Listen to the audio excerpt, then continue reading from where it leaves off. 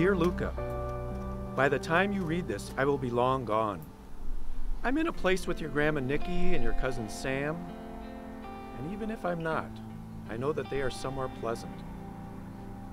I'm writing to tell you about the most amazing experience I've had, something that shook me to my core and told me everything would be all right.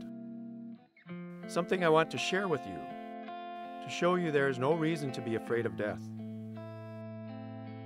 You know that over the last several years, since your grandmother passed, I've not been as spry as I once was. I've been lucky to be able to stay at the house and to stay upright long enough to take walks around the neighborhood. Last night, my wanderings took me to the cemetery down the road, the one that always used to scare you as a little one. I could understand that fear, with the bare trees casting strange shadows over the whole place in the pale moonlight. The door to the old Henderson mausoleum was open. I peeked inside, but there was nothing there but a stone staircase built into the floor, leading down, down, a light from below illuminating the edge of the steps. I took it slow, and those stairs seemed to go on forever, the light gradually growing brighter and brighter. Finally, I reached the end, and the stairwell opened up into an almost empty, perfectly square room. The only thing in there was a stone slab jutting up from the floor, polished to a shine. Floating just above the slab, shifting and gleaming, there was a star, casting strange warm light throughout this underground room.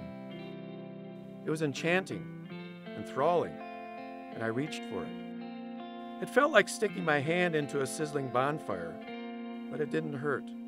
It was warm and comforting, and a feeling of utter relaxation swept through me. It floated closer to me, higher, until it was level with my eye, and I began to see something inside of that gleaming mass, like looking through a keyhole into a realm beyond. It was so bright, so wondrous, so indescribably beautiful that even now, my words fail me as I try to express it.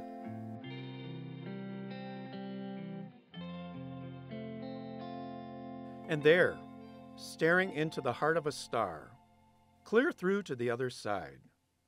It should have been maddening, should have been frightening, but it wasn't. It was completely understandable. It made sense to me. And yet every time I try to put what I saw into words, I can't begin to explain the how or the why. How can one explain the face of peace? The best I can do is tell you what I learned. Don't worry about death.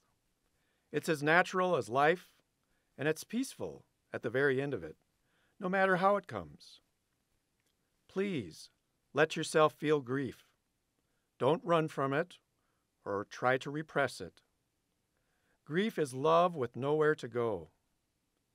Don't curl in on yourself and forget how to feel. Feel as much and as openly as you can. Feel everything. We are given one precious, beautiful life. It would be a shame for you to spend yours depriving yourself and everyone around you. I know you're going to do amazing things in your life.